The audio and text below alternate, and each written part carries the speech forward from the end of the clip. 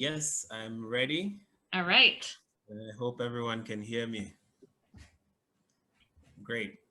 So this session, I think, fits very much into the conversations we've had since morning, looking at the various dimensions that we can take to enhance capacities within international development studies field. And in this session, it's going to be more of a skill building session. So we'll be using some apps, but just an overview, a quick overview of the background to this work. And we all know that the field of international development has been extremely evolving over the years. Lots of debates, controversies that needs to be worked out. And especially now that we have COVID and there are restrictions, it affects especially students who need to move across various geographic locations to access scholarship. And this has the impact is likely to be heavier with people living in developing country contexts, which is why we thought we could put this session together. How lecturers or trainers within field can provide support to these students who, because of the pandemic, will not be able to join their classes or would have the difficulty joining the classes physically. So um, it's based on the idea that digital technologies offer a unique opportunity to address some of these barriers that we're experiencing. And especially if it's going to be deployed, it should be within an adequate understanding of the context that these learners from developing country contexts would be coming from. And those are some of the things that we'll be using as a learning practice exercise. So yeah, we'll be touching on a few of those in a bit. But mainly the session is to help us as practitioners to analyze the unique context within which undergraduate students in resource constrained settings do learn from or participate in our learnings. And it's also to introduce to us some digital tools. There are quite a number of them, but we'll just touch on two of them for our training because of the time constraint we have. And then we would also try to engage um, in the practical use of these tools that we spoke about. One is Telegram, which is evolving.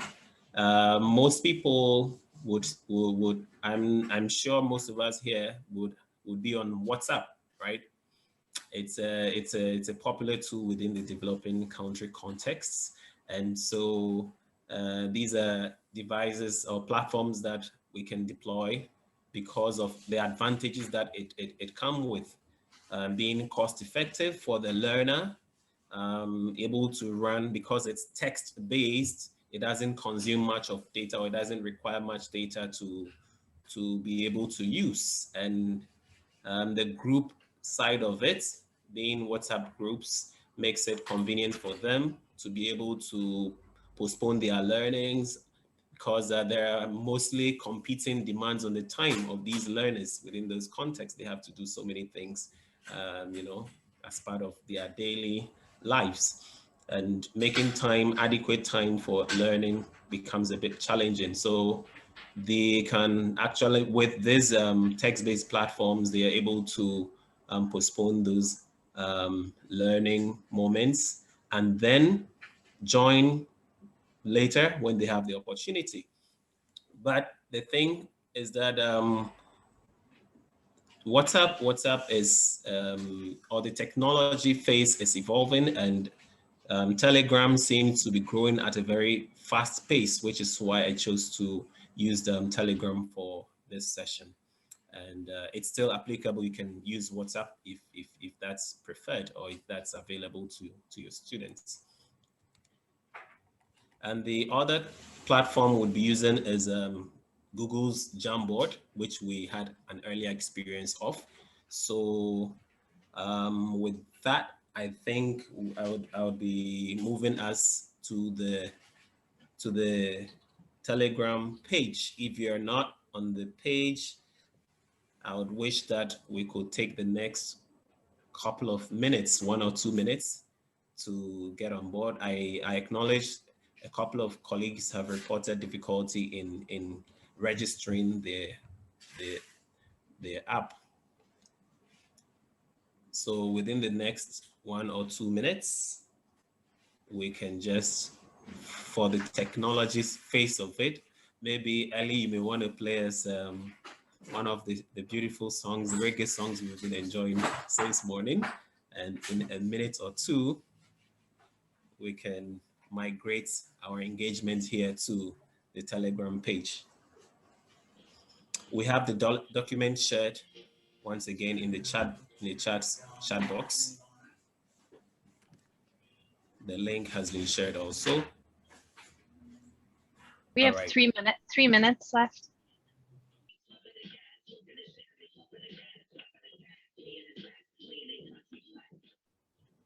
Okay, so enough of the idea sharing. We will be moving to the second platform, which is Jamboard. I'll be sharing the link here and then on Telegram.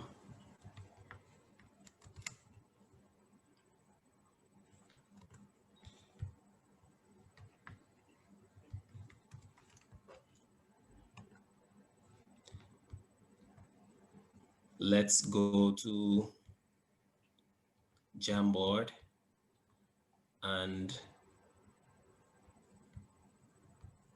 in the third frame, we will see the learning assignment continuing there.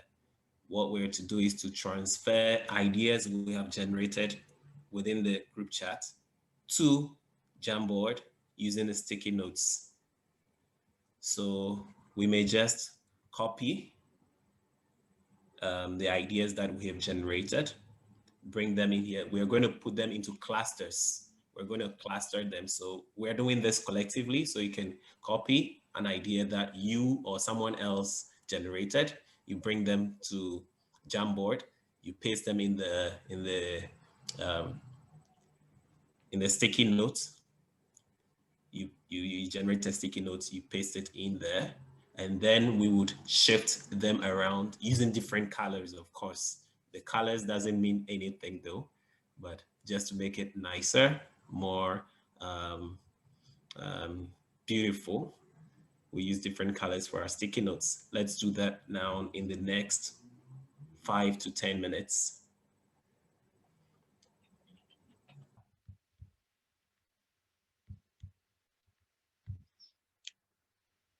All right, we have 20 more minutes, I think. So with this experience, I think it's just enough to have a feel of how it's like engaging with our learners on the two digital platforms. So the next portion of our engagements, I'm going to have us engage here with the video platforms, considering that video consumes much more data. In resource constrained settings, we may want to employ audio tools like Clubhouse, which came not long ago. That is audio, and so bandwidth and data consumption issues are lesser compared to video options. Yes, so I will want us to switch our discussion here on Zoom. In plenary session, you may want to share in voice, obviously, your feeling, your reaction. How do you feel about this exercise that we just did? You may want to share your learnings, the lessons that we had from this. Anybody want to start it? May I go first? All right, Ida. So I found it a bit, first of all, it's good, but I feel like it's something that would work with smaller groups. We are 30, 35, and even less on Telegram, but it's still, I feel like it's something that could work for groups that are less than 10. Otherwise, if I were to be the facilitator, I would be completely lost. I was already lost navigating between Zoom and Telegram. I don't know how Ellie and you did it, but me, I was lost. At some point, I was like, hey, I cannot catch up. They're talking too fast. So yes, I would think about choosing it for a much smaller group. Thank you. That's my very quick reaction. Thank you. All right. So just to address that, you may want to limit the different tools that you are using at each point. And so if a session is planned, so you may want to schedule your sessions so that if it's in the morning, say 9 to 10, for the group engagement, you may want to schedule that with your learners. So they are all available within that time. Whatever short discussion you need to do, you do. If there's an assignment, you give them.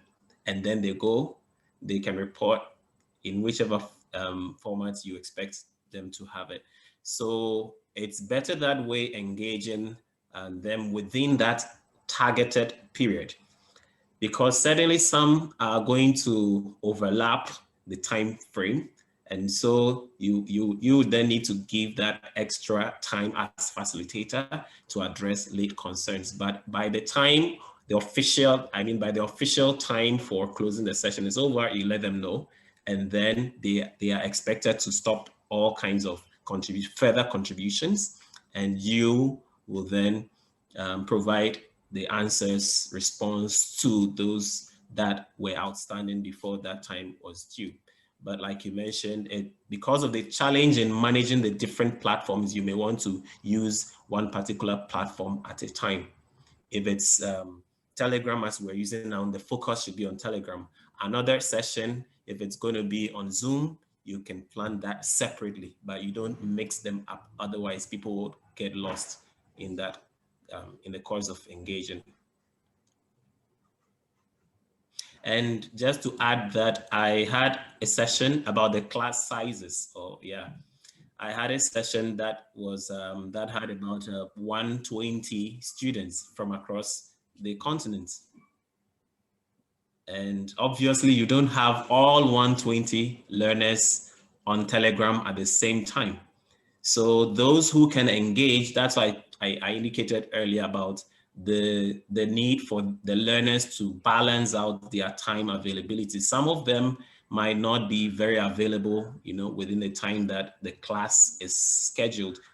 So the conversation would go on, and because these discussions would remain there, they can join later and then provide their inputs. If it's an assignment, it's available for them. If it's a group work, then they can schedule group discussions. I think someone mentioned within the discussions that you could create smaller groups, right, for more targeted engagement. But then plenary, you can pull them all together, and then it makes the conversation richer. Is that okay, Ida?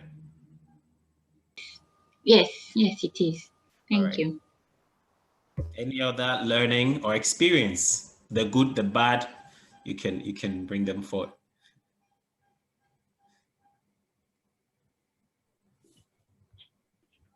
That was a really interesting question. Sorry, Octavio, I'm going to be speaking for you, or maybe raise your question yourself, whether Google Jamboards could be part of decolonial efforts, since it's owned by, a very problematic tech company. What are your thoughts on that? I think it resonated with a few people. That's why I'm just posing it here. So in the digital space, these are things that are difficult to control now, but then as different tools keep coming up, for instance, Facebook took over WhatsApp, and we all noticed the concerns that are coming up with privacy and the use of the data and all that. And if there are options, certainly as a facilitator, you may want to migrate your class from one platform to the other. So Jamboard is just one of those tools. It's freely available for now. If there are other options that are more conducive for your use, considering security, privacy, and other concerns, you can equally move to any of those. Yeah.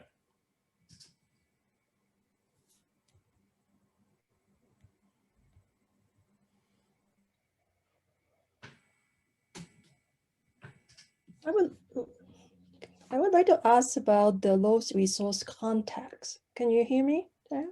Yes, I can hear you now. Yeah. Okay, so you emphasize the fact that these tools are good for low resource context, but you also mentioned Zoom, you also mentioned all kinds of platforms. Are there a reason you picked these two? Do they work better in a low resource context versus Zoom, let's say?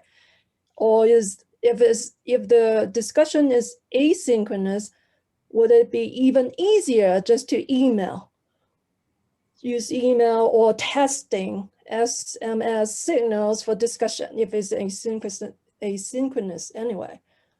Yes, so these tools that I highlighted are just taken within the context, the technology context. So Zoom, for instance, I cited that to represent cases where you may want to engage via video, but I equally highlighted that video is not very appropriate for low resource constraint settings. So you might want to limit that.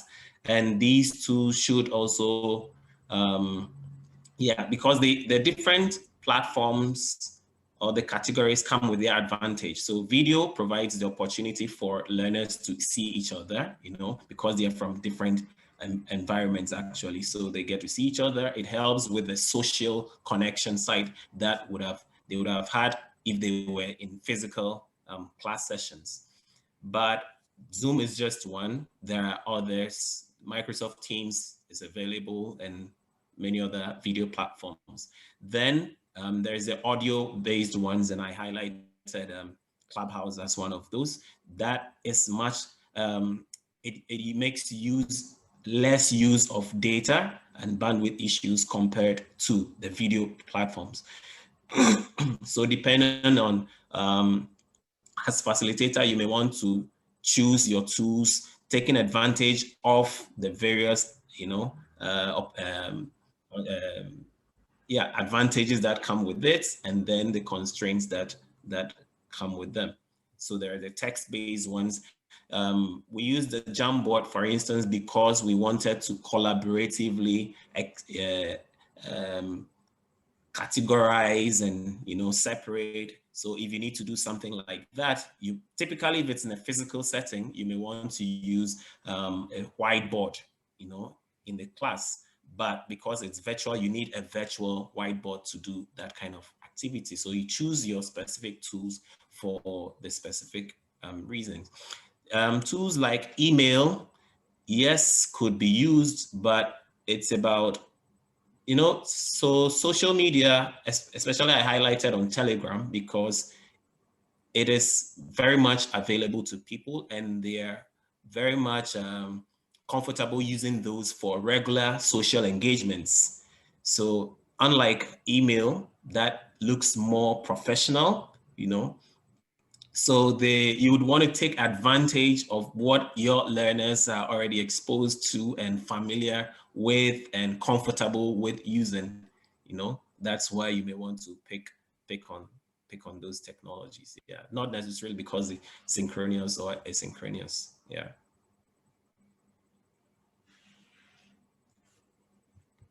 Any other? I personally try as much as possible not to interact with my students through social media. I have various reasons for that, but I also understand that it's more interactive than email. So depending on your objective as a teacher or as a facilitator, you might want to use one or the other. I haven't tried yet. I don't know if I will in the near future, but for now, I prefer to communicate either face-to-face or through email, because I feel like when someone thinks once, twice, thrice before writing, it makes more sense than, the interaction can also come up with something else. When it's too quick, then the person doesn't really think through, and I'm not sure I want that at this stage, but I might change. And I also have to precise that I'm dealing with, first and second year students, basically. Sure. But they would very much prefer social media because they find it more interactive, they find it faster. I'm still resisting. Sure. I pray with time the resistance would go away. Yeah, and just to acknowledge that these tools would be deployed within a context, and that context is where, for instance, because of the pandemic, we're not able to meet, physically, or you may even over time, because of your case you cited, Ida, you may want to start blending it in the meantime, not moving fully to the digital tools. So once in a while, you may want to have a session with them online and then just observe their reaction to those. How many of them are able to attend, what the level of engagement is like. And with time, maybe with that experience with them, they may want to, you may want to consider doing more of that in future. And yeah, I wanted to mention that obviously using the digital tools cannot be compared in terms of cannot be compared with physical meetings because of the level of engagement, social engagement. You're able to pay more targeted attention, people are able to respond synchronously, you have conversations. But again, that's why we have the different tools available to help overcome some of the challenges that they come with, the digital tools come with.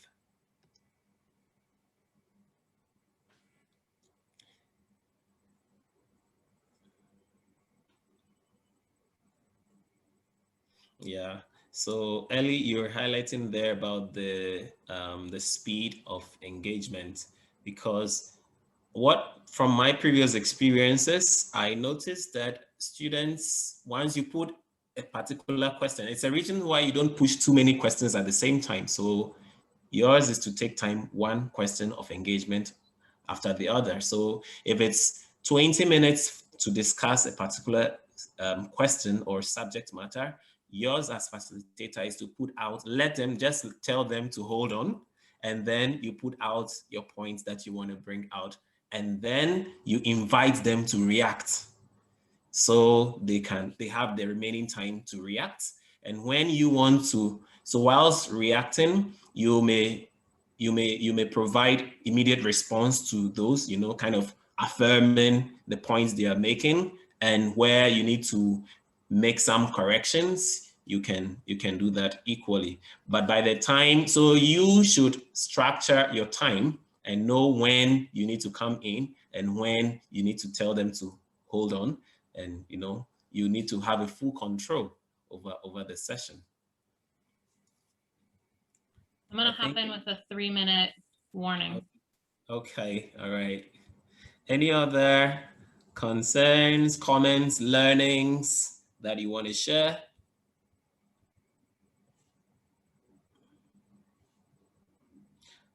All right, so I'll take the opportunity to acknowledge the contributions that have come in the Telegram's page, obviously very useful ones, showing your experiences, if it's imagined also, kind of acknowledging your imagination with the context that learners from low resource context have been engaging from. And I hope that the ideas we have explored. So from Jamboard, I see the categories coming out there. After the session, as a facilitator, I will then sit down and then go through the categorizations, the ideas that have come up. Then in the next session, I can recap for them what they had submitted. It affirms the learning, the different categories and some of the points that were raised under each of those. And they are very useful to advance the learning experience. On that note, I would want to bring the session to a close and we engage further after the workshops. Thank you.